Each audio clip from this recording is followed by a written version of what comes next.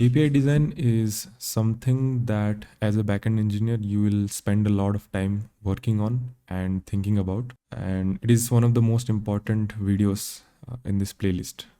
And in this video, we are going to talk a lot about designing APIs, a lot of concepts surrounding APIs in general, and we'll be mostly focusing on REST API. There are different technologies that people use to build APIs. We have RPC calls and we have GraphQL, etc., etc. So in this one, we are going to only focus on REST API, one of the most used API standards. Now, the problem with API design is we have all these resources and we also have this common standard, which is called a REST API or RESTful API standard. And years of research and many developers, particularly backend engineers, experience over the years. But still, even now, when someone who is learning backend or in the early stages of their journey into backend engineering, they still get confused by certain questions. Questions like, should the URI path segment be plural or singular? Or when updating a resource, should you call patch or should you call put? Right? Different HTTP methods. And also, if it's a non-CRUD operation, meaning if it's not a fetch operation or create operation or an update operation or a delete operation, it's a custom action, something that you want the server to perform. It's called an action call. So which method should you use? Since it sounds like update, should you go with patch or put? Or since it's creating something, should you post, etc., etc.? Like questions like these. And also, what HTTP status code to use for different scenarios. A lot of questions like these. Even now, we still get confused about all these questions. And the reason is, when people were developing these standards, these widespread HTTP API standards, the state of the internet and the state of the web and the state of the clients and the state of the servers were very different from what we have today. And previously, when these standards were being developed, we were heavily using MPAs, also known as multi-page applications. And these days, if you are aware of the front-end side of the ecosystem, then we heavily make use of single-page applications. Where in the first API call, the browser makes a request and downloads all the JavaScript that is required, and it performs all the routing on the client side using the browser's path and URL, etc., etc. Now, it's a completely client side, a client heavy application. Now, the purpose of this video is to standardize, not to create new standards, but as the standards already exist, to extract certain rules and guidelines from these existing standards. We aim to stick to these guidelines to make it as convenient as possible for everyone to follow a single standard and a consistent styling pattern when designing APIs. Designing APIs, designing payloads and documentation, etc., etc. Everything surrounding API design. This way, we won't have to question these issues anymore, these common issues that backend engineers face in day-to-day lives. We can simply move forward with our development.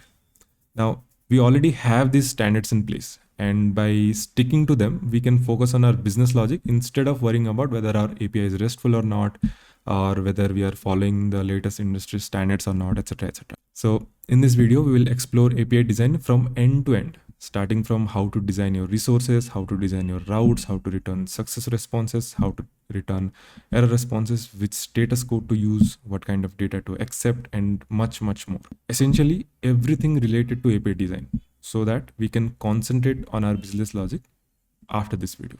We can move on from standards and we'll get into execution phase. Now, before we start about the technical stuff, the actual API designing part, let's talk a little bit about the history of where we are coming from and why we are talking about it, so that we have a little more context. So in 1990, Tim Berners-Lee started a project called the World Wide Web to share knowledge with the whole world. That was the initial motivation for starting what we call as internet today. And this project was built to facilitate the sharing of knowledge and information globally. And with that goal, Team Berners-Lee, within a year or so, invented all these different concepts or technologies.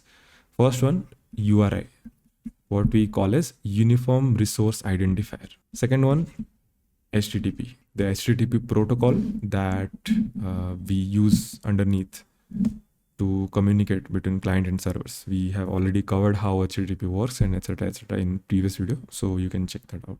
Third, HTML. HTML is basically the markup language which we use to construct web pages, what you can call as the skeleton of a page. Fourth, the first web server. Fifth, the first web browser. And sixth, the first what you see is what you get editor, an HTML editor which was built directly into the browser. Now, he built all these things which we still use today, by the way, and we use the advanced and the more developed version of all these technologies.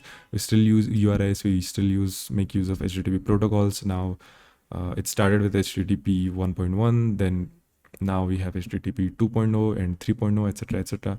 We still make use of HTML, right? We still use HTML. We have a lot of different types of web servers these days. We have a lot of different types of browsers these days, etc, etc. And we also have the browsers inbuilt HTML editor, right? So he invented and he came up with all these new technologies and concepts within a year or so. But soon, now the problem arises.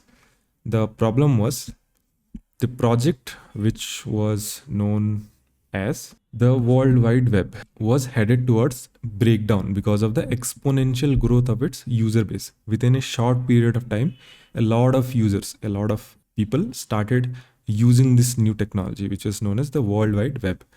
And the creator, Tim Berners-Lee, he had not accounted for all these scale, all this number of users when he was building the project. This was not accounted for.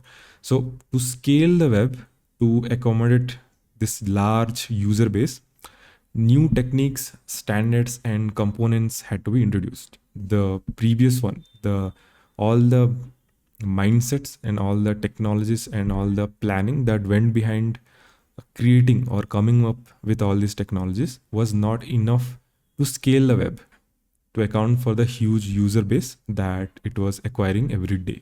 It was scaling exponentially. Now at this point, we have one other major contributor to the project web. So around 1993, Roy Fielding, the co-founder of the Apache HTTP server project, became concerned about the web's scalability problem that we just talked about. The web was not ready to accommodate this large user base, the thousands and thousands of users and people that were using the World Wide Web project every day. To address this issue and make the World Wide Web more scalable, he proposed a couple of constraints that could help achieve the goal. And these constraints are, number one, client server, which we still follow, by the way, the client server model. This constraint basically emphasizes the separation of concerns between the client and the server. The client handles all the user interface, the user experience, while the server manages data storage and business logic, which we also call as the front end and back end.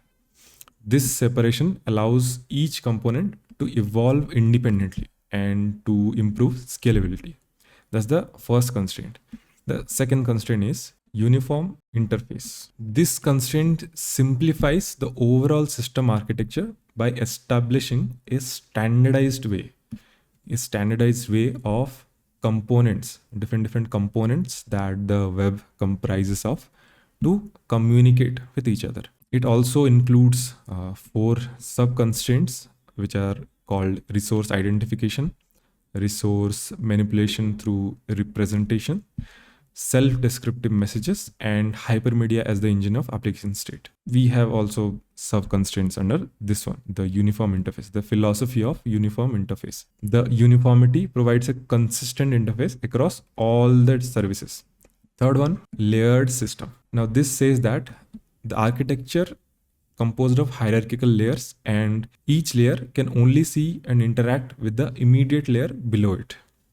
And this allows for better scalability, security, and the ability to add intermediate components like load balancers and proxy servers, etc., which we use today to scale our web applications to cater to millions of users, right? And this happens without affecting the system's core functionality. Now, fourth, cache. Cache responses from the server must be explicitly labeled as the cacheable or non-cacheable. That's what this constraint says. The server should label different responses as whether it should be cached or not by the client. And when the clients need, they can cache the responses, which helps reduce the server load, improve network efficiency, and enhance the user experience by providing faster response times. Now, fifth one is stateless. Now, stateless we have already covered in a much more depth in the previous video. I think it was the HTTP video. This basically means that each request from the client to the server must contain all the information necessary to understand and process the request. The server basically will not remember what your previous request was about. With each request, you have to include all the information necessary so that the server can identify you and the server can take your data, understand it, and process it. That's what stateless means. And the server does not store any client context between requests. And this in turn improves reliability, scalability, and visibility, since any server can handle the request. Let's say you are scaling your web application and you have added 2 more servers, and there is a load balancer in between which forwards your traffic depending on different algorithm like round robin, etc. And because of this stateless constraint, all the servers can process requests from the same client because of the statelessness nature of the web, because all the requests consist all the information that the server needs to process the data. And the sixth one, which is code on demand. This is an optional one, which means that servers can temporarily extend client functionality by transferring executable code like JavaScript to the client. And this is only an optional constraint in REST architecture because it provides flexibility to add client-side functionality when we need it while maintaining other constraints and etc. This is not something you will see getting used heavily. These 6 are basically all the constraints that Roy Fielding came up with to solve the problem of scalability in web. And later on, Fielding worked with Tim Berners-Lee, and both of them together worked to increase the scalability of web and to standardize their designs. And together, they wrote a specification for the new version of HTTP, which we today know as HTTP 1.1, the first major version, the first standard version of the HTTP protocol. And then in the year 2000, after the scalability crisis of web was averted, Roy Fielding named and described the web's architectural style in his PhD dissertation. And it was called as REST, Representational State Transfer, which was Roy Fielding's PhD dissertation. That was the name that Fielding gave to his description of the web's architectural style, and which today we know as REST APIs. And if you go and search Roy Fielding REST paper, you can directly open this and read the first document that was written about REST APIs by Roy Fielding, and you can get more insight, more context, and what led them to come up with all these patterns, come up with all these concepts, etc. Right? It is a must read. If you're a backend engineer, reading this gives you a lot of context about where all these technologies originated from, all these technologies, patterns, standards that we have today. Okay, great. Now that brings us to, why is it called a REST API? What does it actually mean? If you read the paper that was written by Roy Fielding, you will definitely get the idea why was he calling it REST architecture or RESTful architecture or REST API.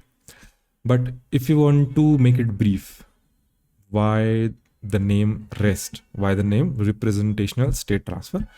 Then we can come up with some points. Number one is representational. The first part of this name, RE, which means representational. This basically means that resources on the internet, resources on the web, which means data or objects, are represented in a specific format. They have a specific representation depending on the specific servers and specific clients. And these representations can be in various formats. It can be in JSON, that is the most popular representation format that we have these days. But we also have XML and we also have HTML. So different representations depending on different contexts. For example, a server to server communication will depend on the JSON based representation, while a server to client based communication depend on the HTML based communication, right? That's what representation means when we are talking about web's architecture, the REST API architecture. The same resource can have different representation based on the client's needs. So a user, for example, let's say we have a user resource which might have different fields, an ID field, a name field, a created at field, etc., etc. So let's say we have a user resource, a database resource, let's assume. So a user resource, this can have different representation depending on different clients. Let's say this can be represented as a JSON, right? For an API client, let's say another server is making a request to get this object or get this resource, then this can have a JSON based representation. But if we want to send some UI data to the browser, then we can represent this as an HTML document or as some kind of HTML representation, right, for the client, which is a web browser. So that's what we mean by representational in the RESTful architecture. Coming back to the second part, state, representational state transfer. So what do we mean by state here? State basically refers to the current condition or attributes of a particular resource, the current property of a resource, the state of the resource. And each resource, let's say we had a user resource here. So each resource has a state that can be transferred between client and server. And the state is driven by the resource representation. So taking an example, let's say we have a e-commerce site. Let's say we have Amazon. We have Amazon and we have a shopping cart. In the cart, we have a couple of items. So a shopping cart state includes all the items, the quantities of the items and the total price. So that we can call as a state of a particular resource, of a particular module that we have in our web application, that is transferred between a client and a server with each API call. And the last part, which is transfer, representational state transfer. The third part talks about transfer. What does transfer mean? So transfer basically indicates the movement of resource, representations between client and server. So obviously, since we have a client server model, the primary intention of that is sending data between client and server. And the client and server can exchange different representations of the same resource. We have a client here and we have a server here. And the transfer of data happens through a common standard, which is HTTP. And we have different methods associated with that, which is get, post, put, delete, patch, options, head, etc., right? We have all these different methods which we use to send data between client and server. For example, when you get a web page, when you send a GET request to a server for a web page, you are transferring a representation from server to client using a common HTTP method, which is GET. So when we combine this, when we combine all these three elements, which is called representational state transfer, or also known as REST or RESTful or REST API. This describes an architectural style where one, resources are represented in different formats. We have different formats. We have JSON, we have HTML, we have XML, etc., etc. First thing is resources have different formats. Second, the state of these resources can be transferred between server and client and server. First is the format of the resource. The second is the state of the resource. Third, clients and servers communicate between each other by sharing these representations of a resource. Okay, the representations can be different, but the idea is client and servers communicate with each other using these representations. And third, the system, this whole system follows specific constraints to make the whole workflow more scalable, right? Which we have already discussed. So that's what we mean by RESTful API or REST architecture. That's the history behind where and when and how we came up with this whole architecture, this whole model of representing resources and transferring resources between client and servers and on different formats, etc., right? This is all the theory that you need to understand on a very high level. You don't need to remember any of it, but this gives you a little bit of context of where and how we came up with all these things and where are we currently. Let's start with a URL. And this is what a typical high-level structure of a URL looks like, in any website that we visit. This part, what we call is the scheme, whether it can be HTTP or it can be HTTPS, the secure version, the encrypted version. Then we have the authority or the domain. It can also have a subdomain, but in this case, we have the main domain, which is sriniyasli.xyz. Then we have the resource or the path. So this part is called the resource that we are trying to access. And this symbol, the / symbol, represents a hierarchical relationship between different resources. And then we have the query parameters, which we use in usually GET APIs to pass some kind of key value pairs to give more information to server about some kind of filters, parameters, etc., etc. Then we have fragments. This section usually navigates you to a particular section of a web page if this is present in the URL. When you first time navigate to a web page, if you have a fragment, then the browser scrolls you to that part of the page. Okay, so this is what a typical website URL looks like.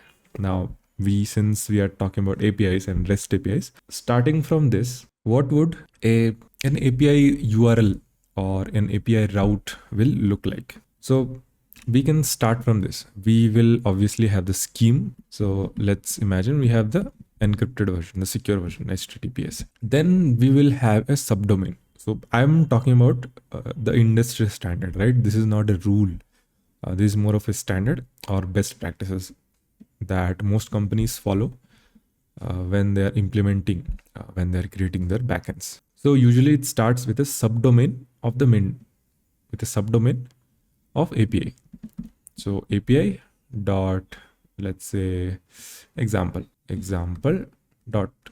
Okay, this is the subdomain part. Then we have versioning. Most APIs implement or follow some kind of versioning pattern, and usually through routes. So this will follow something like V1 or V2, etc., etc. Then we reach the path or the resource that we are trying to access. So let's imagine it is an API which is like Goodreads. If you are aware of Goodreads, it's a platform where there are a lot of books, there are a lot of authors, and books are associated with authors. You can provide your reviews, feedbacks, etc., etc. It's a whole community about readers and authors and books, etc. If this API is of Goodreads, then an API which fetches all the list of books will have something of a structure like this. So then we write the name of the resource. So book. Now, the first rule is in an API, when you're designing a route, when you're designing an API, in the path segment, whatever resource that you are providing, whatever resource your client is trying to access, or whatever resource the backend is serving, that should always be in the plural form. It is a standard that all the resources in your path segment of the URL should be of plural form.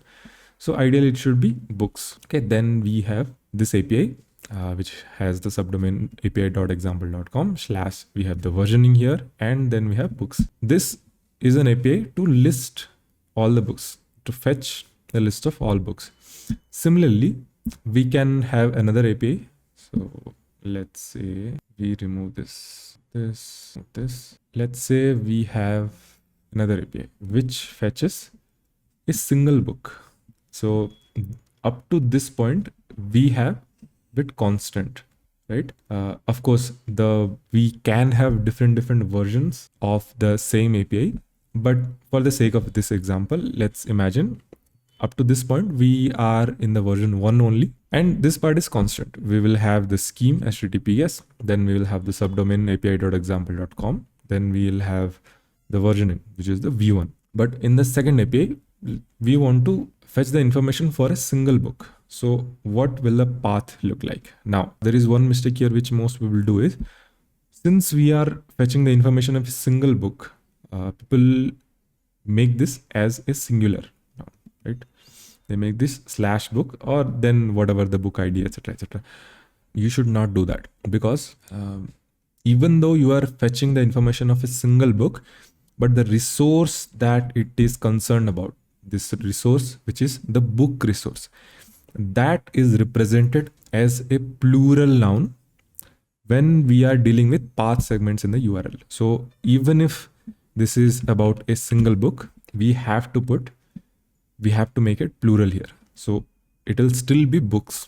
Then we have the ID. Now, since we are talking about URLs, one thing that you have to keep in mind when you are designing APIs are the readability, the representation of URLs in browsers or different client environments. Couple of things that you have to remember is, you should not put spaces or underscores, etc., these characters in a URL, whether it can be a slug or whether it can be an ID, whatever part that you're dealing with for a route, you should not put spaces or underscores in a URL. The thumb rule is, if you have a phrase which has spaces and you want to put that into the URL, let's say we have this API and we want to fetch the information of a single book, and we want to fetch the information using the slug of the book. Now, slug is basically the name or some property of the book. Let's say the name of this book is Harry Potter. The name of this book is Harry Potter. Now, the slug of this book will be a human readable representation of some property of that resource, which is ideal to put inside a URL, which means first thing that we do to convert this into a slug is we make all of this a small case, even though we can put capital case, but because the URL will be traveling to different environments, it will travel to different server environments, different client environments, different operating system. We don't want to mess with the case mismatch, etc., right? So the first thing that we'll do is we make both of this as small case. The first change is Harry Potter. Okay, this is the first change. Second, every time we have a space, we will replace that with a hyphen. Now we have the final slug, which is Harry Potter. And now we can put this into a URL. So /book/Harry Potter. One thing that I mentioned a while back is I said whenever we use this character, the / character in a URL, in an API route, in a path segment, this means there is a hierarchical relationship between these resources. So, for example, this API, this says that we have a resource, a collection of resource which are called books in our server, in our database, or wherever your storage is. And that is the first level of hierarchy. The second level of hierarchy is we want to access one particular resource from that collection of resource that resides in our database or some kind of storage. So this is what I meant. Whenever we use the path segment, you have to think of this as a hierarchical relationship between different resources. Okay, so I think that's pretty much all the primer about URLs that we need to talk about right now. We'll of course explore more about how to design your routes in different APIs when we get to the demo part. Okay, so moving on. Another important concept that we have when we are talking about REST APIs is idempotency. This is a very important theoretical concept. Of course, it has a practical implication, but the concept of idempotency basically means the property of certain operations in which performing the same action multiple times has the same effect as performing it once, which means an action which you have performed using an API call. It does not matter how many times you perform that action, the effect, the side effect, the change that happens in that environment remains the same. It does not matter how many times you perform that action. That's what we mean by idempotency. So in this context, in the context where we are talking about REST APIs, idempotency basically means it does not matter how many times the client performs a particular request, the outcome, the result of that request in the server environment remains the same. So even if I call an API once or I call the API 1,000 times, the outcome of that, the result of that should be the same if we call a particular API or a particular action is idempotent. Now, as you already know, when talking about different actions that we can perform using API calls, we come to the concept of HTTP methods. And in the previous video of HTTP, we have already discussed this in depth. What are the different types of methods, how they work, what are the properties, etc., etc. So we have around 5 major kinds of methods that we use to handle different data operations. Okay, we have get, we have post, we have put, we have patch, and we have delete. Okay, these are the 5 major methods. We have other methods also, head and options, etc., etc., which head is used to fetch the headers information, and options is used in our CORS flow to find out whether the origin is allowed or not, etc., etc., right? But majorly, these are the 5 kinds of methods that we use for data transfer between clients and servers. Now, relating the concept of idempotency to HTTP methods gives us a lot of insights into which method should we use in which context. Okay. Now, the get call, which we usually use to fetch some information from the server. Now, this method is used to retrieve data from a server, and it is idempotent. A get method or a get action on a server is considered as idempotent because it does not matter how many times you perform a get request, you will get the same outcome, right? Let's say in the previous example, we are fetching a list of books.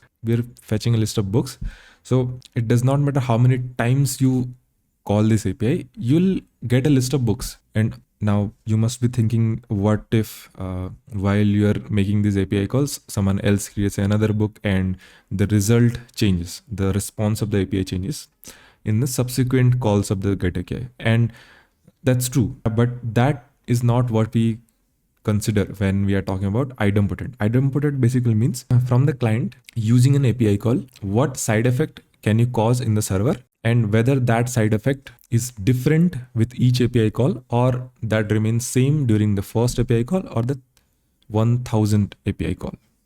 Okay. Now, and because of that reason, the get call is considered idempotent. It does not matter how many times you fetch some information, you do not make any change with your API call in the server environment. Okay. It is just a fetch operation. That's why the get is called an idempotent method. Similarly, the patch method and the put method. These two methods that we generally use to update some data in the server, to update a particular resource or a part of a resource. We use patch when we want to update a part of a resource, let's say a single field or 2-3 fields of a resource in the server. In that case, we use patch.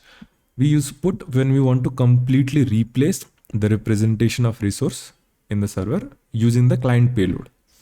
So let's say we have a user object in the server. It has ID, it has name, it has created at, etc., etc. And for an update operation, if we want to update the name of the user, if you want to use the patch method, then we can just send the name field with the new value of the name, and the server will handle it accordingly. It will just update the name. But using put method, what it does, we have to send both the ID, the name, the created, all the fields in that payload, so that the server can take that payload and completely replace it with whatever instance of that user object the server has currently. Now, it is true that most of the time put and patch is used interchangeably, and that is fine. That is fine to some extent, as long as you are using your API internally. But let's imagine you are building some kind of public API. In that case, you have to implement your API specs in a way that sticks to the standard as much as it can, so that other people, other engineers who want to integrate your API do not get confused, because they assume that you are following a standard, but you are not. So if you are using put when you should be using patch, then that gives some kind of a wrong assumption, and it might be a confusing situation. But again, it does not cause as much of a harm, because obviously from the behavior of the API, people can tell whether it is a patch operation happening or a put operation happening. But yes, you should always try to stick to the standard, stick to the semantic standard that the REST API offers. So if you want to update a particular resource partially, then use patch. If you want to completely replace the representation of a resource, then use put. Okay. Now, patch and put are also called as idempotent, because let's say we are updating the name of the user with a new value. Let's say the previous name of the user was A, and we want to replace it with the new payload, which is B. Okay. So we make our first API call and we send this payload. Okay. And the name of the user becomes from A to B. That's the side effect that we caused using our API. In the first API call, what happens in the second API call? The name of the user is already B, but we make the same API call with the same payload. Now from B, it again changes to B. Okay. Now that continues. It does not matter how many times you call that API. It can be 1,000, it can be 1,000,000, but the result will be same. After each operation, the state of the user remains the same. The name is still B. You are not causing different side effects with each API call. That's the reason patch and put, any kind of update operation with the same payload, will obviously be idempotent. Now we have ruled out get and patch and put as idempotent methods. Next up is delete. Now, what do you think delete is? Whether it is idempotent or not? Now imagine, again, we have this user object which has an ID, name, and created at field, and we make a delete API call to the server, and we deleted this user. This user does not exist. That is the result of the first API call. What happens in the second API call? You make the same request to delete the API, to delete the user, which has the ID as 1. Okay. You made the same API call in the first payload with the user ID 1, and you are making the same API call again with the user ID 1. You want to delete this user. In the second API call, since this user is already deleted, the server checks your payload, it checks whether the user exists or not, and it sends you an error that this user does not exist. It sends you a 404 error. Okay, since you are trying to perform some action on an entity which does not exist. That's the reason you are getting a 404 error. But did you cause any side effect in the second API call? You did not, because in the first API call, you deleted the user. In the second API call, nothing really happened. The server just checked whether the user exists or not, and it sent you an error, but nothing really changed. No state of the entity changed in the server. It had no side effects. That's the reason it does not matter how many times you call this delete API call. You can call it 1,000,000 times. You will get the same error 1,000,000 times that this user does not exist. You only made the change in the first API call. And that's the reason delete is also considered as an idempotent method. At last, we reach post. Now, this is the only method in the HTTP semantics which is considered as a non-idempotent method. Because when we use a post request, usually the post request is used when we want to create a new resource or a new entity in the server. So taking from our previous example, which was a book API. If we want to create a new book, we want to add a new book to our inventory. In that case, we'll send the name of the book and some kind of description, some kind of weight, dimensions, etc. different properties of the book. And we will take this payload, put it in the body, and we send this to the server in a post call. And the server receives it. It takes the payload and it performs some kind of database operation, and it inserts that entity into the database. It creates a new book. Now, that's what happened in the first API call. In the second API call, let's imagine you made the same payload with the same name, description, weight, dimensions, etc. You just took the curl of that request and you executed that curl again. You made the same API call again. What happens? Now, there is a chance that in this API, the name has to be unique. If that is one condition that your server is following or your database is following, then you might get an error, which is the name cannot be duplicate, etc. But for the sake of this example and for the sake of real world scenario, it is often the case that names can be duplicated, right? Multiple books can have the same name, right? That's the reason we differentiate between different books from their IDs, not from the names. So that's the reason when you make the same API call in the second time, what happens? The server takes your payload, it performs the same operation, and it inserts it into the database. Now you have the second book with the same information, right? But with a different ID. IDs are usually generated at the database level, whether a UUID or some kind of serial value 1, 2, 3, 4, etc. IDs are generated at the database level. That's the reason you can have multiple books with the same kind of properties, name, description, weight, dimensions, etc. But the IDs will be different. That's the reason an error does not occur. That's the second API call. And this is the pattern. With each API call, you are creating a new book. And if you call this API 1,000 times, you will have 1,000 new books. Now, what we discussed, what is the condition of idempotency? The side effects that you cause in the server should not be different with each request, right? But it's the opposite happening for the post calls, right? With each API call, you are creating a new book. The side effects are changing. And that's the reason post methods are called non-idempotent methods. Now, one more thing about post is whenever we have a non-CRUD operation, an action that does not fall under any of the methods that is defined by HTTP spec, right? It is not a fetch operation. It is not an update operation, not a create operation, not a delete operation. It does not fall under any of the methods. In that scenario, because of the existence of scenarios like these, the HTTP spec, the REST API spec has made the post method as open-ended, which means whenever you find yourself in a scenario where you cannot put some action, some action in any of the existing methods, then you can put that under the post call in the post method. So let's imagine we have an API which says which is like send email. Okay. We have this API, and when we call this, we can send an email to a client. So let's say the payload, the body of this API call looks something like this. Target is some email address, right? And when we make this API call, the server takes it and extracts the payload, the target email, and sends the email. That is basically the functionality of this API.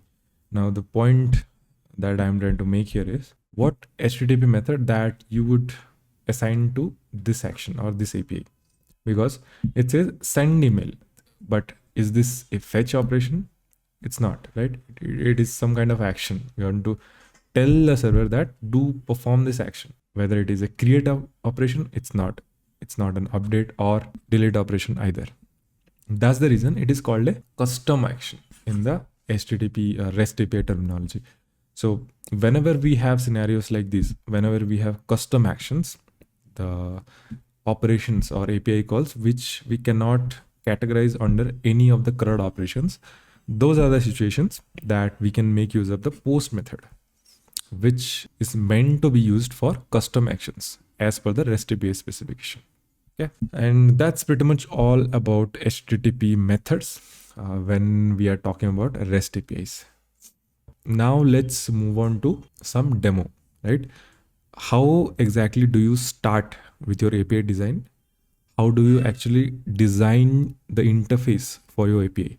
The interface that other clients, whether it is server-based clients or browser-based clients, any kind of clients can talk to, can interact. The first thing, if you are a backend engineer, the first thing before you start coding, before you write any of the business logic, the first thing you should do while creating an API is designing the interface for the API. The interface should be intuitive, it should be delightful to use, and it should not be vague. It should follow most of the standards of REST APIs. And the reason for that is the reason for following standards, the reason for following RESTful standards is to eliminate confusion, eliminate assumptions or any kind of human related errors in your whole workflow. What that means is, let's say you are designing your APIs and you did not follow any of the standards, and whenever you should have used put, you used post, and you used delete operation to perform fetch operation, etc., etc. You messed up the API interface completely intentionally. Now, as a result, someone, the consumer, whoever that is, any engineer who is integrating your API, the only way for them to find out all the behavior of your API, starting from the successful behavior and the error behavior and how the payloads are structured, how the data is structured, and what method to call, etc. The complete API integration workflow, for them to figure it out completely, they have only two options. They have to either read your code if it is open source or it is someone within your organization who has access to your code, or they have to try out different methods and see as a result of that operation if it is expected or not. And you can see this, that's a lot of room for error, a lot of room for confusions and assumption, etc., etc. Now, having a common standard and following a particular standard in your workflows, especially when you're designing API interfaces, gives you and all the consumers of your APIs the advantage that they do not have to do any kind of guesswork. Most of the behaviors are already defined in the standard. So assuming the standards are at least 80% followed in most cases, the effort and the time to integrate the API decreases a lot when you follow standards. And there are less bugs, there are less confusions, and there are less sync up calls with the whoever is integrating your APIs, etc., etc. Because all the you have been following all the standards, the documentations are in place, you have an interactive API playground, etc., etc. Now there is almost no room for errors or confusions, right? That is the advantage of following standards, following best practices, so that the creator of the API and the consumer of the API already have some kind of knowledge that this API will have these kinds of behaviors, and there is no guesswork involved there. The first thing, what is the first thing that you should do as a backend engineer when you are creating an API? You should start with is from your UI design interface. It could be Figma or any other kind of software that your designer or your product team uses to build wireframes or user stories, etc., etc. Now that's the place you should start with when you're designing an API, because when you follow the wireframe, you have an idea that how the end user, not the front-end engineer, the engineer who will consume your API will interact with you, but you will have an idea that how the end user, the users who are going to use your platform, are going to interact with data in general. So usually this is how it works. You have your users, they interact with your platform. The platform is built by your front-end engineer, and your front-end engineer consumes whatever API that you have built, and you in turn interact with different databases, etc., like the DB level. So in a way, when you look at the wireframes, the designs of how the users are going to interact with your platform, you have a very good understanding of how the user, the first level of consumption, are related to the low level of consumption, which is the database, right? And forgetting about all these middlemen that comes into play whenever we have the whole SaaS platform, etc. Once you have the clarity on how your users are related to your data, and that's an excellent point to start your actual API interface design, because at this point you will find out what are the resources. So since we are talking about REST APIs, the first important concept, the first important entity that we should cover is resources. Now the resources are basically any kind of nouns that you can identify from your wireframes or by talking to your clients, by understanding the requirements. After you understood all the requirements, whether from the wireframes or from talking to different people, the product people or client people, etc., etc. Once you have the requirements, from those requirements, whatever noun you can find, okay, of course, this is an oversimplified definition of what are resources in a backend workflow, but mostly this rule works. This is a kind of a thumb rule. So whatever nouns you can find from there are your resources.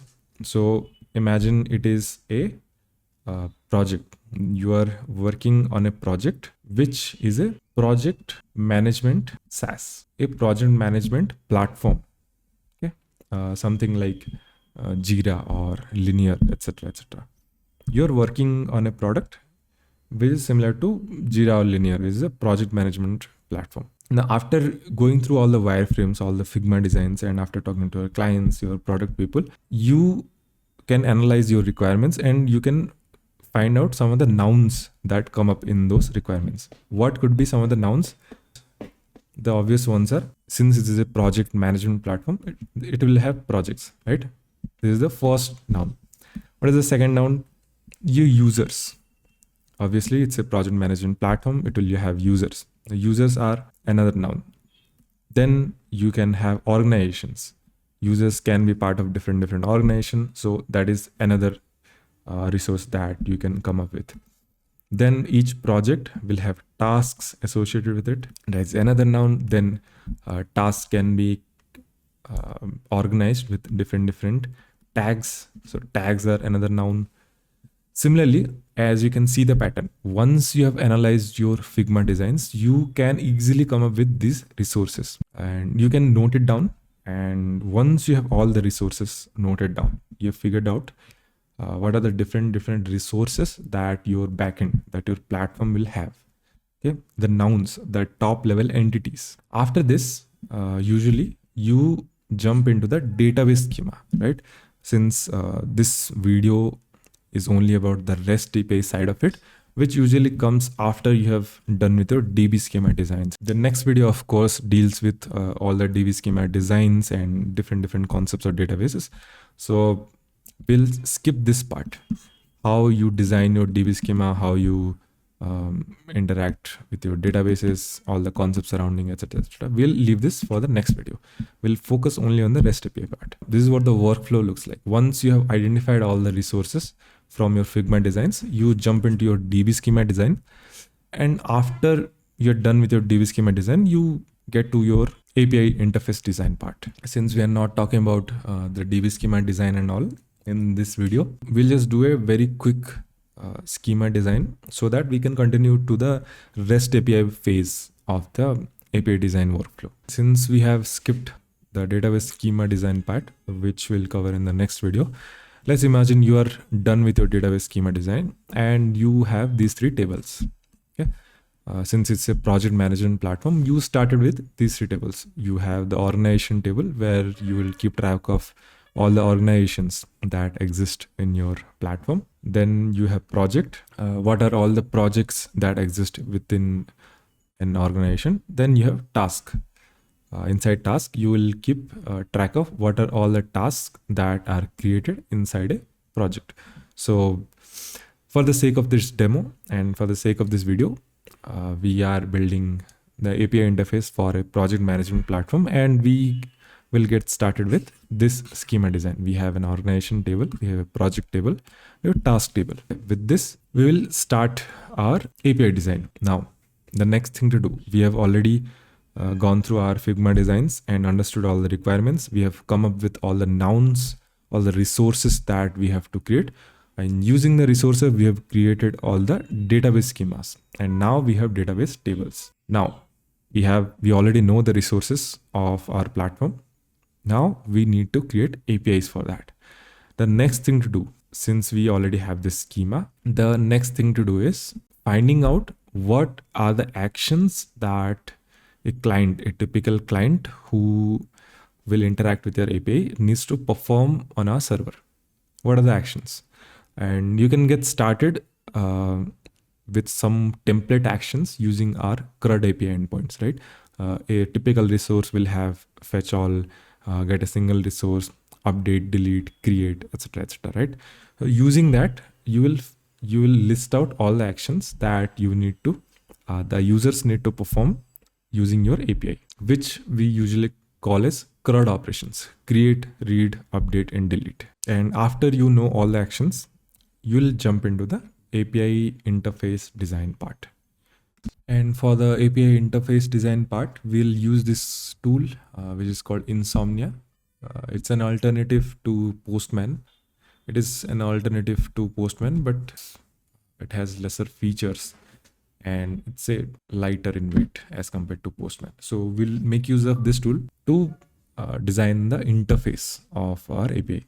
What should the API of this platforms look like, right? Remember, we are designing the interface for this API, which means that we are designing how clients who are going to consume our API, who are going to integrate our API, what the APIs will look like, how they will interact with our API, etc., right? The interface point, we are designing the interface point, not the execution point, which includes writing whatever programming language that you're writing your server in, etc., your actual business logic, your database interactions, etc., We are not going to cover that in this part.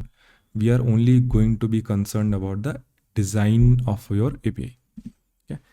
With that, let's start. So we have identified three major resources in our API, which are organization, project, and task, right? So we have to design API surrounding these three resources, starting with organization. And we have also identified what are the actions that clients need to perform with our API.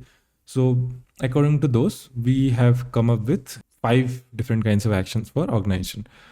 create organization, get all organizations, get a single organization, and update organization, delete organization, etc., etc. Right? So let's start. How the APIs will look like. I will create a new HTTP request. So the first, let's design the get all organizations API. So it will be a get API because we are doing a fetch operation, right? Now the next thing is we'll write the URL of our server. Now this is subject to change when you go to production. The domain will change, the scheme will change from HTTP to HTTPS. And since I am running it in localhost, the scheme is HTTP and the domain is localhost. And my server is running on port 3000. So that's that. And since it is just a demo, we have not integrated versioning here, but usually APIs will have some kind of versions here, /v1, then the actual path will come. But here we are not doing versioning as of now. So we are done with the URL part. Now comes the important part, the actual route, the actual path segment, which is going to identify what is that we are trying to fetch from the server. Since it is an API, so let's rename this to list organizations, right? List all organizations. So this is what it looks like, right? As I've already said, we don't put capital case in the path segment. So we write organization, and we have already mentioned that it should always be plural, the resource part. So it will be organizations. This is what a typical list resource API looks like. You have the domain, you have the versioning if it exists, and then the resource name in plural. So this is ideally the list API. And when we call this, we are getting the empty response. Okay, the empty response. So let's jump into the second API, which is the create organization API. Then we'll have a better idea about how the get one works, right? Create organization. And this will be a post operation because we are creating a resource in the server, right? It's a create operation. That's why we are using the method post. Let's just copy this and paste this. Now here, our URL looks pretty much the same for list organizations and for create organization. And the reason for that is the server differentiates between these two API calls using the HTTP method. If it is a post method, then this route goes towards the controller which handles creating an organization. And if it is a get call with the same URL, it goes to the controller which deals with listing all the organizations, right? So this is what a typical create operation for a particular resource looks like. We have as usual, the server's address and / the name of the resource in plural form. Okay. Now this is a post call. So we have to attach the payload, the data that the server needs to create an organization. So if we look at the organization schema, we have to exclude these three fields. These are database handled fields, right? The ID, the created it and updated it. These are handled from the server side. So we exclude these from the payload.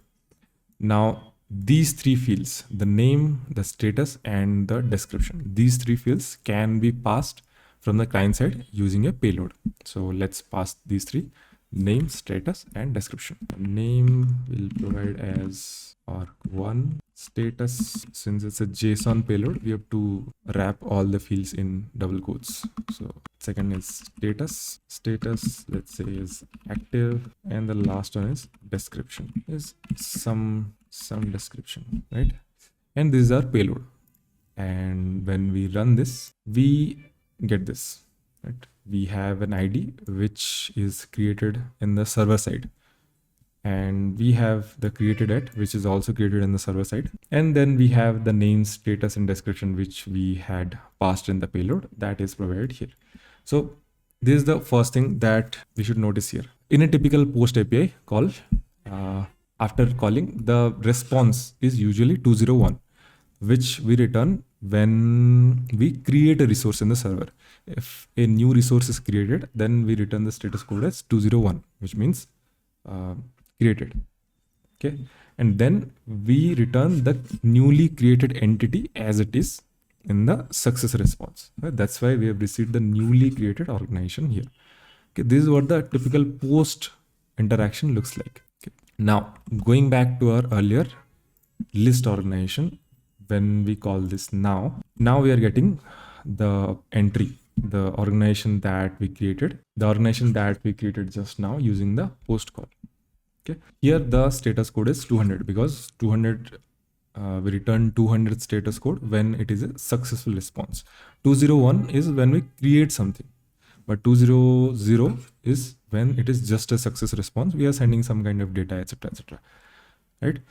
This another thing to focus here is what's happening here. We have a data field, we have a total field, we have a page field, we have total pages, etc., etc. And this thing is called pagination. The terminology is pagination. And why do we actually need pagination? The need for pagination.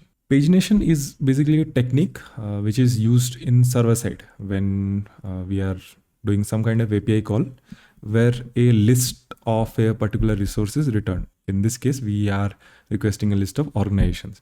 Whenever we have an API call like this, which returns a list of some kind of resource, and depending on the requirement, we use this technique. We implement this technique, which is called pagination. What it does, it does not return all the resources that exist in the database in the server side in that particular request, right? It returns a particular portion of the data in the response. Okay, and since at this point we only have one organization, so I cannot show you the difference, but we'll create a couple of organizations and we'll see how the pagination works, right? So let's understand the theory first. So this is why we use pagination. If we have a lot of data in the database, and when the client makes an API call, so we only return a particular portion of that data in the response. So that first thing, JSON serialization and deserialization, as we have already covered in the previous some video, that is a heavy operation, right? So if we, let's say, send 1,000 organization in the response, so serializing 1,000 organizations into a payload which is transferable across internet is a resource heavy task, right?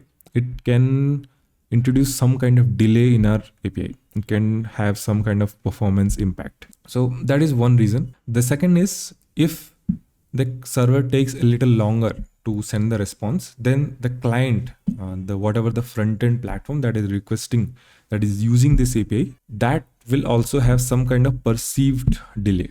And the user, the end user who is using the platform, they will notice the difference, right? They will notice there is some kind of 3 seconds and 4 seconds of delay that is happening because the client is fetching 1,000 organizations in the list API call. Even though on the first look, when someone is using the platform, they will only see, let's say, a 10 or 20 organization, right? If they want to see more organization, they'll obviously have to scroll. Right? Now, because of that kind of scenario, people have come up with this technique called pagination. In pagination, what happens? In the initial call, you return some portion of data, usually from the first, and sorted by some parameter. Let's say the created at parameter. You return the latest 10 organization in the first API call, right? Then when the user, the end user, clicks on page 2, or if it's an infinite scroll, scrolls down, you make another API call and you say, this part I already have, give me the next portion, this portion of the data, right? And then you take this and you show it to the user. Similarly, when the user goes on page 3, you ask for this portion and you show this data. And this is how it works. At once, you only fetch, let's say, 20 or 30 organizations and show it to the user. Okay? So the user is also not overwhelmed, network is not overwhelmed, and the client and server perform better. And that is the advantage of pagination. And this is often used whenever we are implementing some kind of list API. So in this case, we are listing organizations, right? That's why we have implemented pagination here. Now, the second thing to notice here is what are the fields that we are returning from in a paginated response. The first part is data. Whatever portion of the data we have to return, that we return in the data field. The second is total. Now this total field returns the total count of all the organizations that is in the database. And using this information, the client can show some kind of metadata to the user that you have around 50 organization, but at this page you are only viewing 10, right? It can show some kind of UI like this 10 or 50, something. So for representation purpose, for UI purpose, we return a field which shows the total count of all the resources that exist in our database, which is independent of what portion of the data we are returning. It is independent of the paginated response. Next is we return the page field. Which page, which portion of data that the server is returning for this response. This response, which page it is associated with, which portion it is, right? We have to assign some kind of number, some kind of identifier to the portion of the data that we are asking from the server. That's the reason we call it a page. And in this, the server is saying this response is for page 1. Okay, you are viewing page 1. Then we return total pages. How many pages in total there are, right? And we can use this to show some kind of nice UI interactions, or if it's an infinite scroll, we can check for each time we are making the API call, we can check whether the page and the total pages, if they are both same, then we stop making the API call. So because now that we know that we have reached the end of the pages, right? So this also provides some nice functionalities. It helps the front end make some decisions about whether to make the next API call or not, etc. So this is what a typical paginated response looks like. Now let's go to the create API and create a few more organizations, right? Let's say organization 2, organization 3, organization 4, organization 5. Okay, we've created 5 organizations, and when we go to the list API and we call this, we're getting all 5. Now that we have around 5 organizations, how do we access? Let's see how the pagination actually works and how the client can ask for different portions of the data using different parameters. Since it is a GET call, the only way we can send data from client to server, some kind of payload data, is using query parameters. Now the server takes 2 kind of parameters for controlling how the pagination works. The first one is limit. Limit basically means what is the count of data that you want in each response. Since we have 5 entries, 5 organizations, what if we do limit is 2? Each time we only want 2 organizations, right? The second parameter is page, which portion of the data that you want. By default, if we don't send page and limit, the server should. And remember, since we are designing the interface, try to focus what are the points the server should implement, right? If the client does not send anything in limit and page, the server should set some kind of default values for these. So by default, the server sets the value of page as 1 if the client does not send any kind of parameter in the page parameter. Same way, the limit will be set to something like 10 or 20 if the client does not send it. But here we are explicitly sending it. So let's make this request. What happens when we do limit 2 and when we make this request, the server returned us 2 organizations, okay, sorted by created at, the latest organizations. That's why we are getting organization 5 and organization 4, because that's the order that we created. We first created organization 4, then organization 5. And that's why we are getting in this order. Okay. Second, in total, the server is returning how many entries are present in the database. Yes, we have 5 organizations, but we are returning 2. Okay, because the client has passed the limit as 2. Then which portion of the data that the server is returning, which page the server is returning, which is page 1. And how many pages are there in total? There are 3 pages, because if the limit is 2 and the total number of organizations are 5, then to send all the data to clients, the server has to make 3 pages. In the first page, there will be 2 entries. In the second page, there will be 2 entries. In the last page, there will be 1 entry. Okay, that's how pagination works. So when we do page as 2 and we keep the limits as 2, and when we make this request, this is what we get. We get organization 3 and organization 2 in the response. Basically, we have this whole data portion where we have, let's say, organization 5, 4, 3, 2, and 1. When we make page as 1, we get organization 5 and organization 4. Basically, this portion. When we make pages 2, we get this portion, right? 3 and 2. And at the last, when we'll make page 3, we should ideally get only the organization 1, because in the last page there is only 1 entry. Let's change this to page 3, and we got organization 1 and the single response, because we are asking, give us the page 3, the last portion of the data. So the total is 5, the current page is 3, and the total pages is 3. Okay. These are basically the metadata about what is the current state of pagination. And this is how the client can and the client should interact with your APIs, right? You should allow for a limit parameter and a page parameter so that the client can conditionally and programmatically access different portions of the data. So that's pretty much all about pagination, how the server should implement pagination. Okay. A typical list API also has other parameters. Let's say, let's get rid of this. Okay. Let's get rid of these.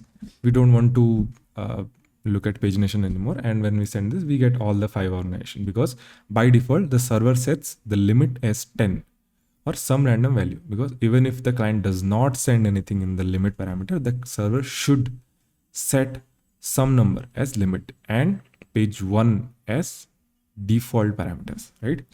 Now let's talk about sort.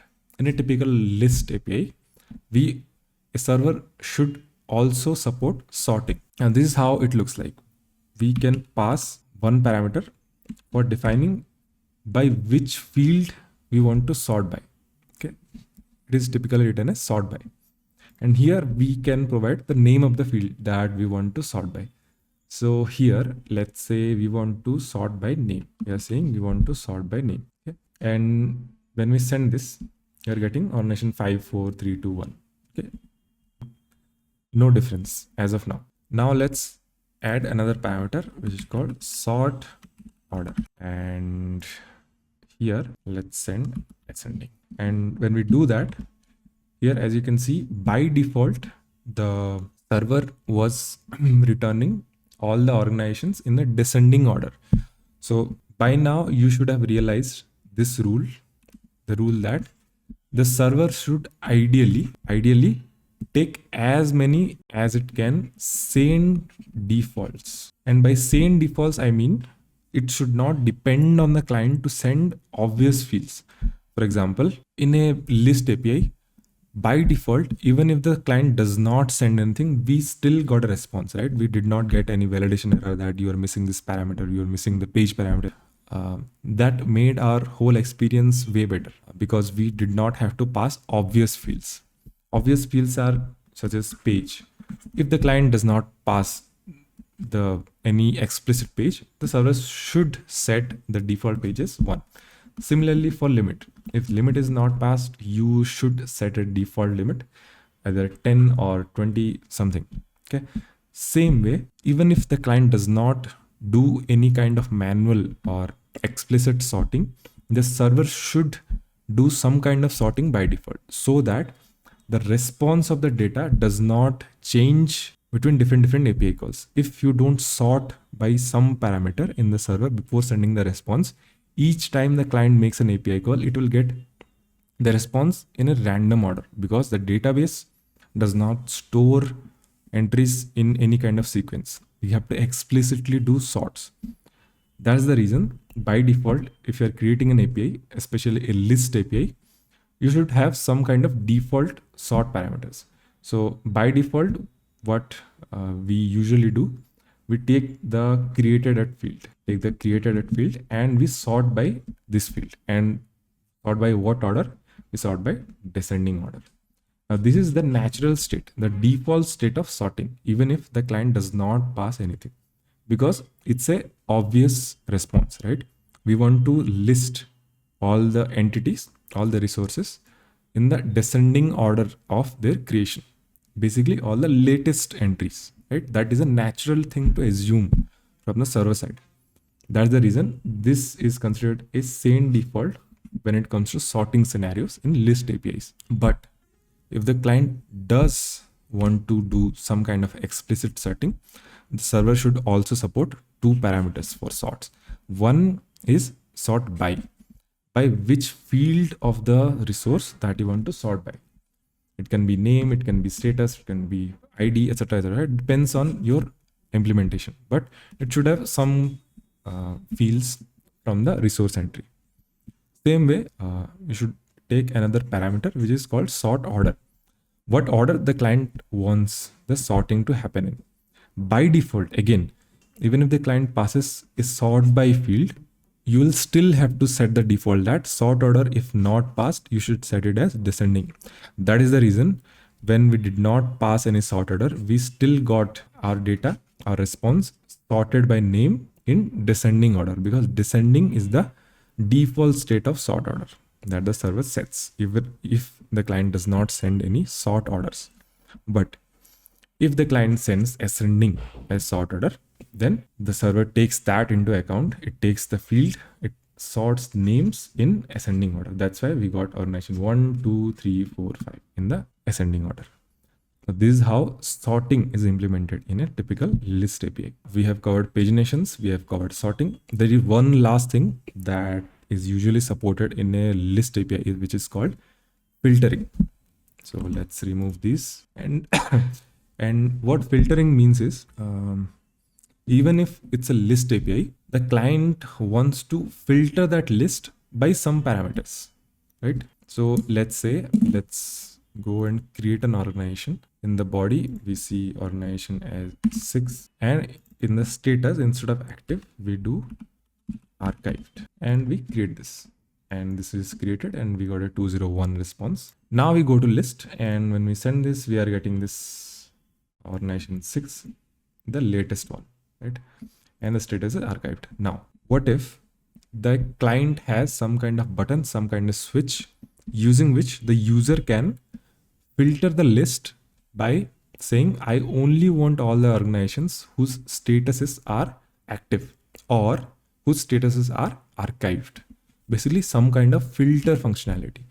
And this is how we add support for filtration in a typical list API. So we take the name of the field. So let's say the client wants to filter by status. So we add a parameter which is called status. And inside this, the client can pass what is the status that it wants to filter by.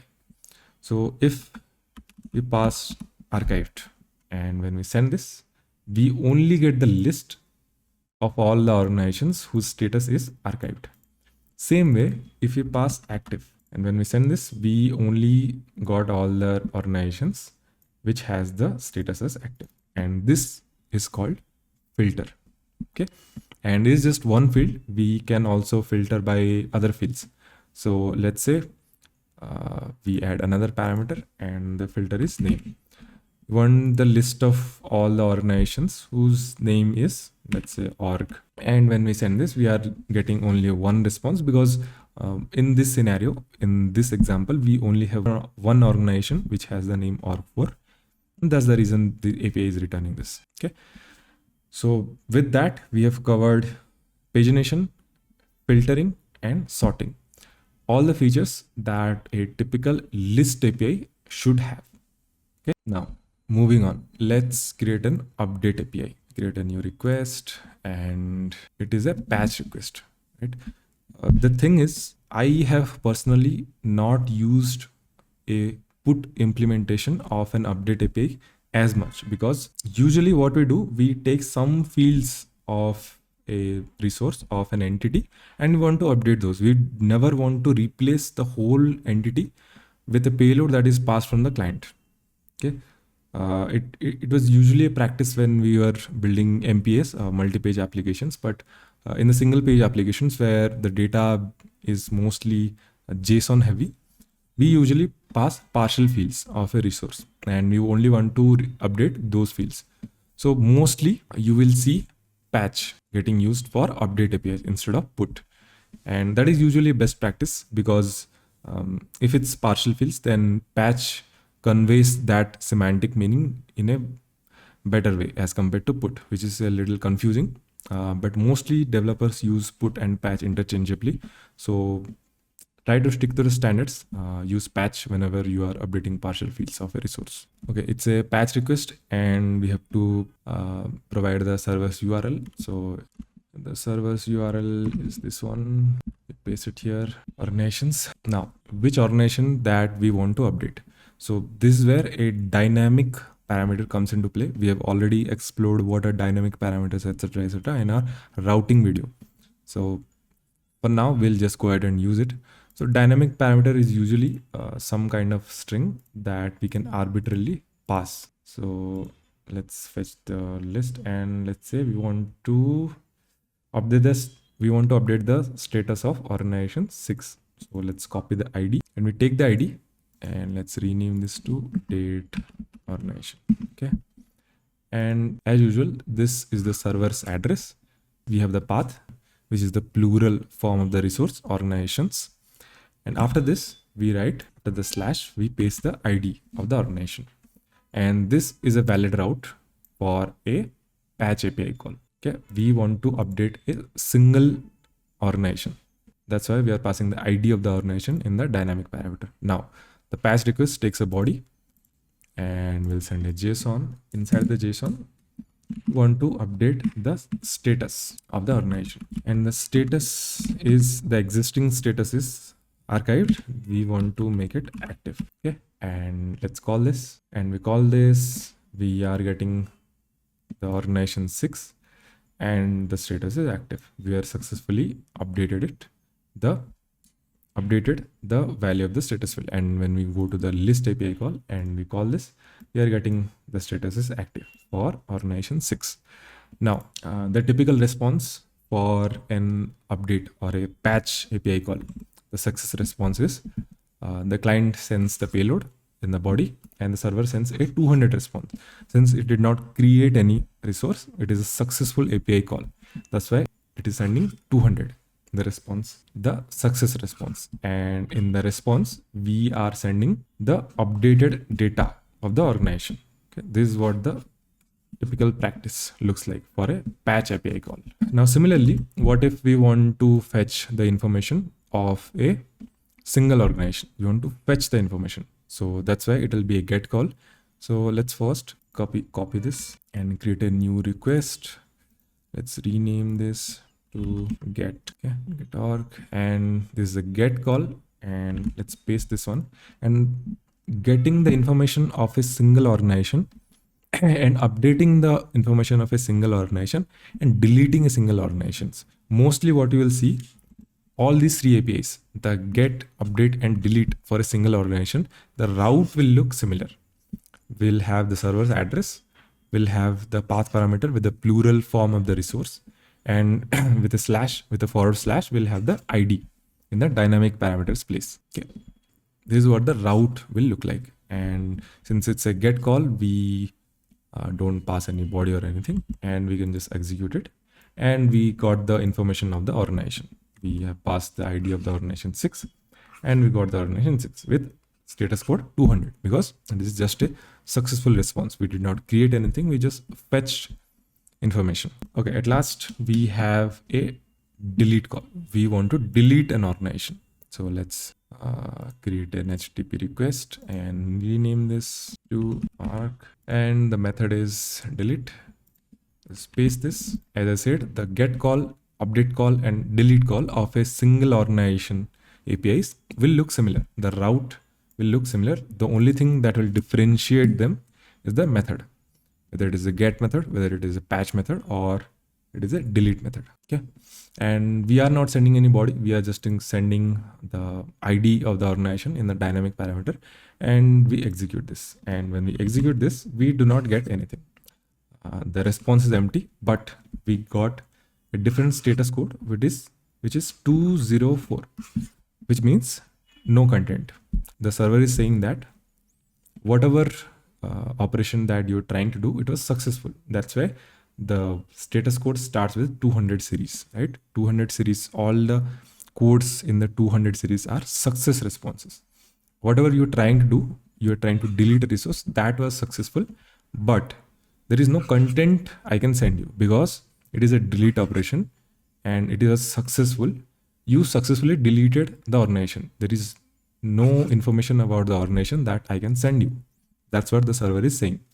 That's why we did not get any response in the response of the delete API call. And this is the usual practice. Whenever we have a delete API call, we send an empty response with status code 204. And now when we go back and we get the list organization, we are getting the organization from organization 5 because we deleted the organization 6. And what happens when we come to the get call, the get single organization API call, and we run this, we are getting organization not found as an error message. And in the status code, we are getting 404. So this is an ideal use case for status 404, which basically says that you are requesting a particular entity. You are requesting a particular entity, a particular resource, which has the ID, this one. And that resource does not exist in the server. Since we have already deleted this, that does not exist in the server. That's why we are returning error code of 404, which means resource not found. Okay, but in the list API call, we do not get any error. Even if there are no organizations in the list, it is empty, we still do not get an error because in list API call, we are not requesting for a particular resource. We are requesting a list of the resource, right? A list of organizations. That is the reason we never send 404 responses in list API calls. A 404 response is usually sent when the client is sending a particular resource ID, okay? A particular resource, a single resource or a bunch of resource in different representations. When the client requests for a particular number of resources or a single resource, that is the use case when we should send a 404. But if it is a list API call and we don't have any data, let's say the filter does not match any data. Let's say in the params, we pass a filter.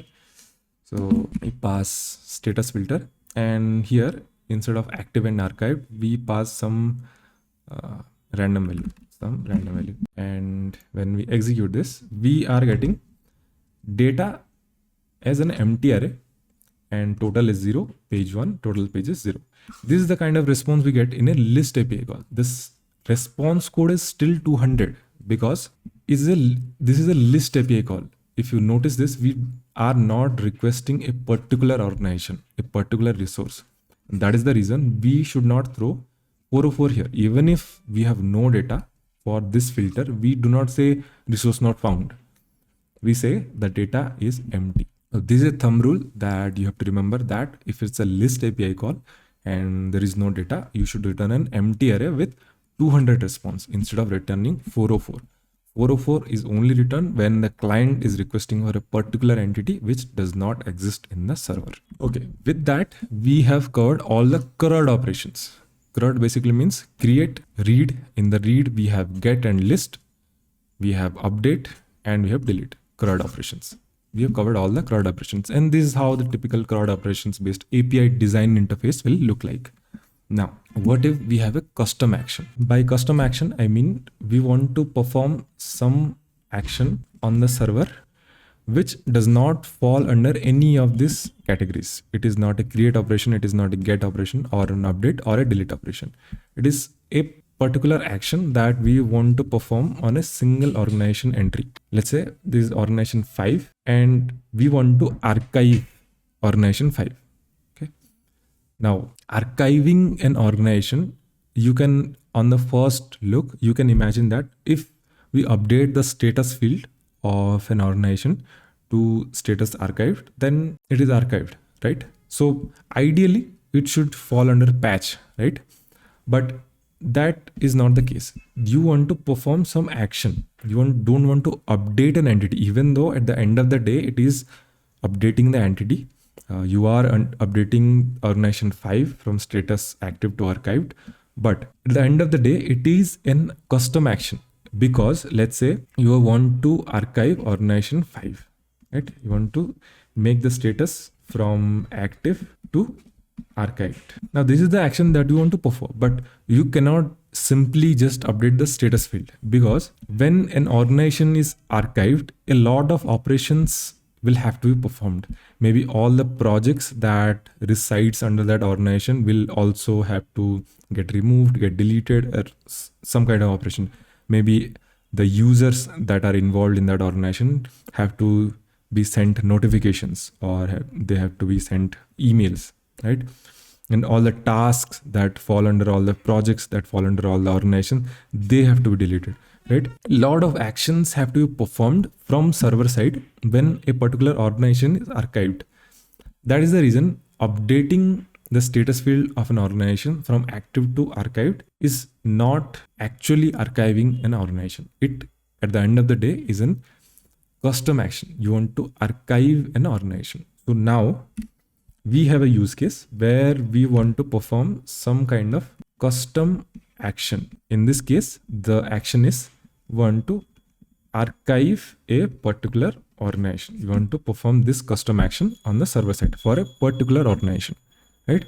Now, as I have mentioned before, whenever we have a use case which does not fall under any of the CRUD flows, it is not a create, get, delete, or update method, then we can use post with the custom action to construct an API call to execute that custom action in the server side. So let's do that in the next API. We'll create a new request and let's rename this to archive organization, right? And here from the name also, you can see that up until here, we have CRUD endpoints. We have delete, get, update, create, list, right? From the names, you can see that these are CRUD operations.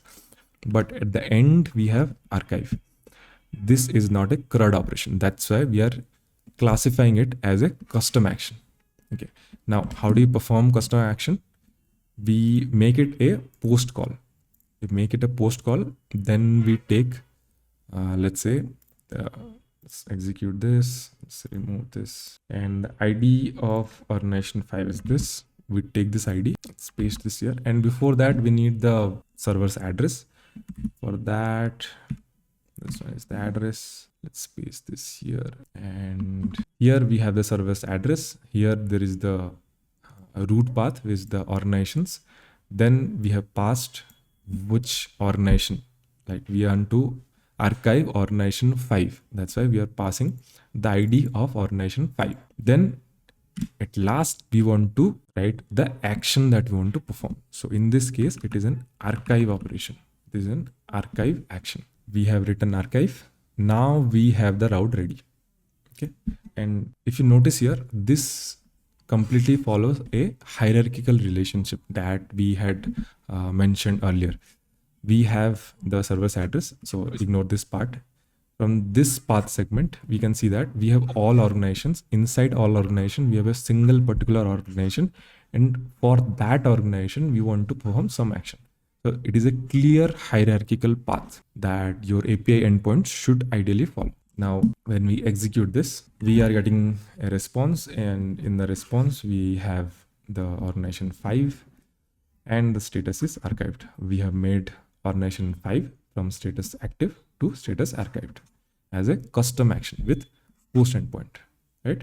And even though we have used post here, we still got the response code as 200. That's the reason you should not blindly assume that every post call will have the response code of 201, which is the creator response code, because there could be also custom actions like these, which will return 200 because they did not create any resource. They will return 200 for custom API calls, for custom action based API calls. Okay, now with that, we have covered all the API endpoints for the schema, for the data model organizations. Okay, now with that, we have covered all the API endpoints for organization, this schema. Now let's move on to projects, right? We'll do this one more time so that you can internalize all the patterns that we are using while designing our endpoints, all the patterns that we are using while designing the interface of our API. Okay, so now let's continue designing all the APIs for projects, right? Projects endpoints. So going back to Insomnia, what I've done here, I have created a folder called org, and I've moved all the organization based endpoints inside the org folder so that it's easier to manage. Now that we'll be creating all the endpoints for projects, this part is categorized as organization endpoints. Now we can minimize this, create another folder, and we'll name this as project. And under this, let's create our first request, which will be a post request. And this time we'll do this a little faster since I've already explained all the concepts behind it in the previous endpoint creation flows. So this time we'll just focus on the patterns, but we'll move faster.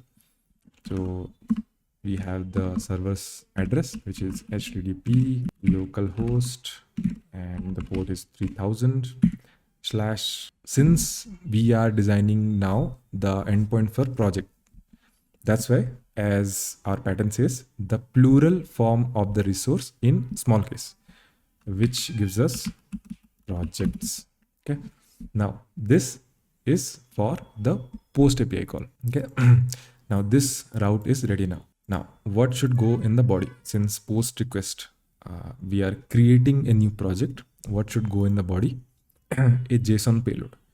In the JSON payload, we can basically send name, organization ID, status, description, because the ID created it and updated it are server handle fields. We do not accept that from the client payload. We are only accepting name, organization ID, status, and description. So name will be some project name, then organization ID will be some organization ID that is already existing, and the status will be, let's say, planned, and the description will be some kind of description. Okay, so let's come here, and name is, let's say, project 1. Then we have organization ID. ID is some random ID. For now, let's not worry about that. Then we have status, let's say it is planned, and in the end we have description. The description we can pass some back. Okay, now we have the payload ready. Now another thing to notice here is any kind of JSON payloads, whether it is a JSON, any kind of JSON data, whether it is a payload that we send from client to server, or it is a response that we receive from server to client, it should always follow, the fields should always follow camel case, right? That is a common standard when it comes to JSON. So that is something you have to keep in mind, whether you are accepting payloads or you are giving responses from server side. Always try to stick to JSON standards if you are using JSON as your serialization format. That way, clients do not have to do a lot of guesswork, because it is already established pattern that JSON fields always follow camel case.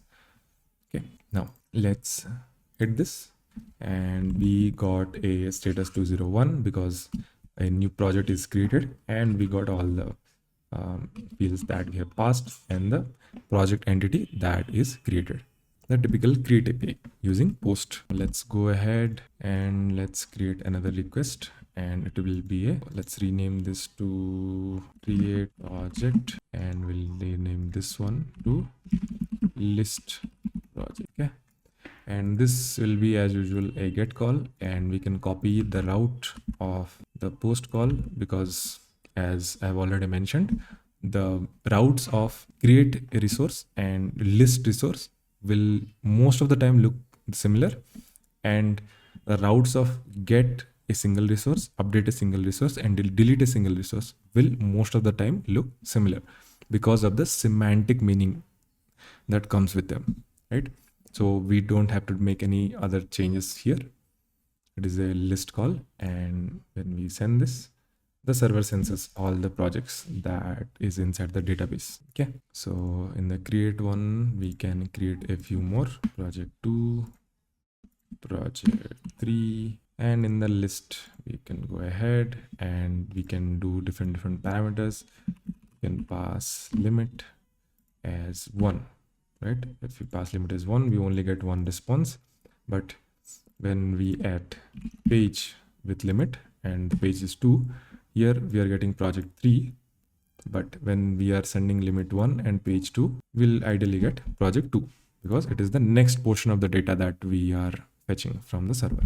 Similarly, this will also have sorts. This will also have filters that we've already discussed in the previous endpoint while we are dealing with list organizations endpoint, right?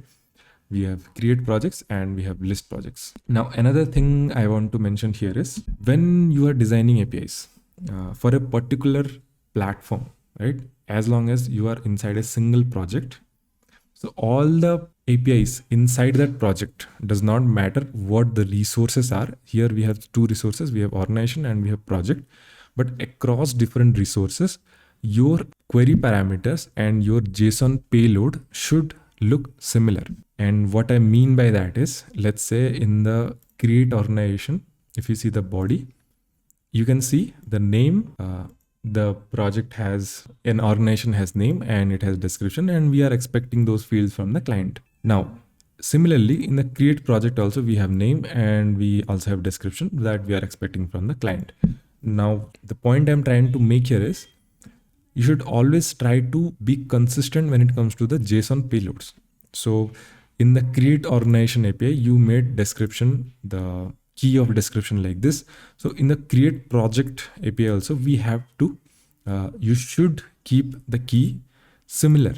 You should not like go ahead and DSC, right? This also expresses that this field is associated with the description field. But since you already have an API where the JSON payload contains a description field, from that point on, all the APIs that you design should follow a consistent pattern. And if it's a description field, then you should only, then you should try to match that. You should not try to rename fields when the context is the same. Because usually what happens when a front-end engineer, when some kind of client, right, they integrate your API, they consume one API, they integrate one API, and from that point on, that front-end engineer, that client, they make a lot of assumptions of how your API functions. They make assumptions that, let's say this is the create organization API, right? From this point on, when they want to integrate the project endpoints, they will make a lot of assumptions that since the project also has a name field, since the project also has a description field, this is what the payload will look like for a project. And it did look like that because that's the way you have designed it. But imagine if you made the description field as DSC and the client, the front-end engineer, without looking at the docs, without looking at the specs of your API, they executed the API, right, with the description field, and they get a validation error. Now, of course, during development, these kinds of things happen, and that's totally fine. But the point is, you should not waste the people who are integrating your API. You should not waste their time, and you should not waste their effort. You should not make them do guesswork, right? Your API should always follow a consistent pattern, whether it comes to routes or whether it comes to payloads, whether it comes to responses. Always follow consistent pattern. Once you create an API, stick to that standard. Whatever styling that you have followed, stick to that. Do not make arbitrary decisions across different resources for different endpoints, right? Always be consistent. That's one of the most important characteristic of a good backend engineer, the consistency of styling when it comes to API design. Similarly, for create organization, here we followed this pattern where the route is organizations, the plural form of the resource. Now for the projects part, let's say if we had did just project, right? Now the person who is integrating your API, judging and assuming from your create organization API, they'll assume that the create project API must also follow the plural form, right? Because that's what the organizations API followed. So if you do not follow the same style, if you do not be consistent, then they'll also get an error at that. Then they have to figure out, they have to read the specs, they have to read the documentation, etc., right? Which is a lot of drag. And that is the reason, that is the importance of sticking to a particular style, sticking to a global standard. Now let's move on. Let's create the rest of the APIs. We also have a get API. Let's create the rest of the APIs. We also have a get project API. So what we can do, copy this, just paste this. We have projects, and up to this point we have to pass the project ID, because it is a single project fetching API. It is a get API which fetches a single project. That's why in the dynamic parameter we have to pass the ID of the project. Now let's execute this, list projects, and let's this parameters, and execute this. Let's copy some ID, and in this, let's rename this one to project, and let's paste this ID. And when we execute this, we got the response for a single project, right? Ideally, with the response code of 200. Similarly, let's go ahead and create the update API. Let's rename this project. Okay. And here also we can, let's copy the get project, and here we can paste it. As I've already mentioned, the routes of get single resource, update single resource, and delete single resource will always look similar because of the semantic meaning that they represent behind the scenes. Now this is an update API, so we'll do patch because we are sending partial fields, right? And this will require some kind of body. So this, what should we update? The description. Let's update the description. We are say the description is, the existing description is some random value. We'll change it. So in the body, we can send partial fields. So we just need to send the value of the new description field. And here we can say that new description. Okay. And when we send this, we get a 20. When we send this, we got a 200 response because it is a patch request, and we got the updated entity. And as you can see, the description is new description. Yeah, that's the typical behavior of patch. Similarly, let's implement the delete request. This one inside project, new request, and let's rename this to delete project. Okay, and we can just copy this because it is a single project API, and we make this method as delete, and there will be no body, etc. Right? And I can send this, and as usual, since it is a delete method, we got a 204 no content response, and there is nothing in the response because it is a delete request. And at last, we have a custom action. So in case of project, we have a requirement that the client, the front end, can clone a particular project. And when they clone it, what happens? That project, all the values of that project gets cloned in a new project where the different ID is created in the database. With that, other operations might also get executed in the server side, which we don't know about. That is the reason it is a custom action, and it is not a create action. We could have also done that. The client could also call the create project API, and it could take all the values from the existing project. It could pass all of them in the payload and create a new project with all the same values. It could simulate a cloning operation, but we don't know what clone means on the server side, right? A project clone can also mean that we have to take all the tasks that are inside that project, and we have to also clone them, right? And maybe we have to send an email to the owner of the project that your project have been cloned, etc. Right? The server maybe has to perform a lot of other operations when a project is cloned. That is the reason we cannot simulate cloning operation using just a create project API, right? We have to explicitly create an endpoint with a custom action for cloning. Okay, so let's go ahead and do that. Let's create a new one. Let's rename this clone project, and this will be a post call. As you already know, all the custom actions which do not fall under any CRUD operations are categorized under post, because post is an open-ended method when it comes to REST API specification. So let's copy this one, because the route will be similar, we want to clone this particular project, right? Let's paste this. At the end, we just write the name of the action. This is how we design a custom action based API. We have the server's address, we have the resource in the plural form, we have the particular resource that we want to perform the action on, and at last the name of the action. This is what the structure of the API looks like, and it does not have any payload for this use case, but maybe you can take payloads. Maybe you can take some fields that the client wants to override for a clone operation. Okay. Now, when we execute this, we get a project not found and 404 response because we already deleted this project. So let's go ahead and pick up a new project and replace this ID, and then we execute this, and we got a 201 response. Now, as I said, you cannot assume from the method that since it's the post method, it will be a 201 response, or since it is a custom action, it cannot return 201, because depending on what happens on the server side, the response code might change, because during cloning, the server creates a new project.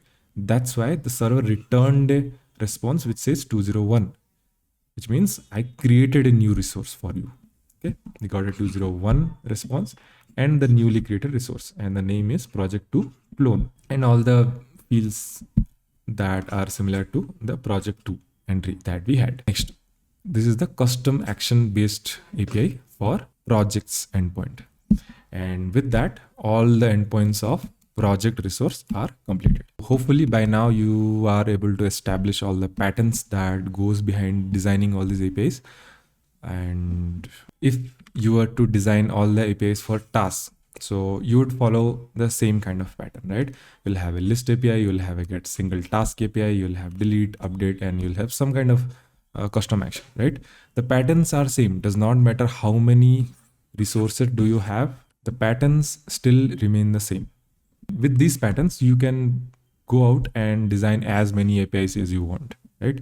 The basics are the same. The foundation is still the same. Now, with that out of the way, there are a couple of things that you have to keep in mind while you are creating your APIs to provide a good experience to whoever is integrating your APIs and whoever is maintaining your APIs. Always try to provide an interactive documentation for your APIs. For example, start integrating Swagger tools like Swagger API, which provide an interactive playground for trying out your APIs, right? Start planning that from your initial planning, so that you can use it to test your APIs, and whoever is integrating your APIs, they can use it as a form of documentation and as a form of testing, right? That's the first thing. This is very important, and one of the most important things that sets you apart as a backend engineer, how consistently and how frequently you create, maintain, and update your Open API or Swagger documentation. Second thing is, make your APIs intuitive and consistent, which I've already mentioned. All your routes, all the patterns when it comes to your dynamic parameters, or custom actions or JSON payloads, all of them should follow a single pattern. So if you're following the global pattern, the global standards of REST API, then that's great, right? But even if you're not following that for some reason, for some random reason that I cannot understand, even if you cannot follow it, but follow something, right? And stick to it. Do not change your styling. Do not change your patterns of your API in different endpoints across different resources, right? That is a huge pain point for whoever is trying to integrate your APIs. Keep the behavior, keep the data format, keep the naming, everything consistent and intuitive. Third, provide sane defaults. And by this, I mean, as we saw in the pagination API, right? Even if the client does not pass a default page, the server sets the default page as 1. If the client does not pass a limit parameter, the default limit is 10 or 20. If the client does not pass a sort field, the default field is created at. If the sort order is not passed, the default sort order is descending. Similarly, for post calls, let's say there is a post operation. In that case, only require the amount of information that you absolutely need to create that entity. Otherwise, provide some sane defaults. So even if it's a post call, there are some fields. For example, in our earlier create organization API, there is a field for status. If you see here, the organization has a field for status, which can have active or archived. But judging from the business logic, judging from common sense, right, you can assume that when an organization is created, by default it should be in active state, right? So from the client, if the client does not pass the status field, the server should by default set the status as active, because it is a sane default. That part you can assume, and it is a safe assumption.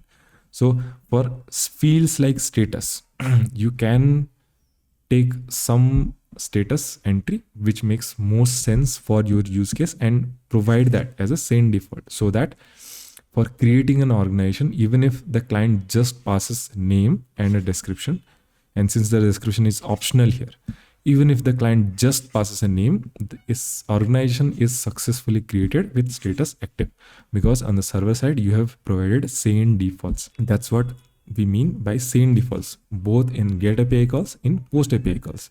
Similarly, always avoid abbreviations like DESC for description, etc., etc., right? Because the amount of information you have while creating APIs, while creating the interface for your APIs, is not the same amount of information that the people will have who are integrating your APIs, right? So you cannot assume that if you provided some kind of abbreviation or some kind of short form of a field, the people will be able to understand that and will be able to provide a appropriate entry for that field. And that is the reason, keep your fields, whether it is payloads or whether it is query parameters, keep them intuitive, keep them readable, and do not use abbreviations and stuff, right? These are just a couple of things that you have to keep in mind while designing your API interfaces. And that is pretty much all that I have about API designing. Hopefully it will help you make decisions, make good decisions, make decisions faster, and stick to a particular standards, so that it is easier for people who are maintaining your APIs, and it is easier for people who are integrating and consuming your APIs in the future. As a backend engineer, that's your responsibility, to provide delightful, to provide intuitive APIs. And always remember that an API, a REST API at least, is designed in the initial form. It is not coded, or it is not programmed right away. At the first phase of the API creation, it is designed. You have to make a lot of decisions to design your APIs. You cannot right away jump into programming. That is the reason, if you start with an OpenAPI playground like Swagger, or some kind of API clients like Insomnia or Postman to design the interface for your APIs, it will provide you more insights into how your clients or how the consumers of your APIs are going to use it. And that will make you think, and that will make you make your APIs in a much better way, in a much more intuitive way. And that is the reason, before getting into the coding part, the programming of the API part, regardless of the programming language that you're using, whether it is Go, whether it is Node.js or any other language, you should dedicate a separate session for just designing your interface, designing the interface for your APIs without thinking about programming languages. That's the reason in this video we did not talk about programming languages or language specific or framework specific implementation at all, right? We only focused on designing the interface for our APIs. With this, we'll end this video, and ideally and hopefully you should be able to create delightful and intuitive APIs from now on.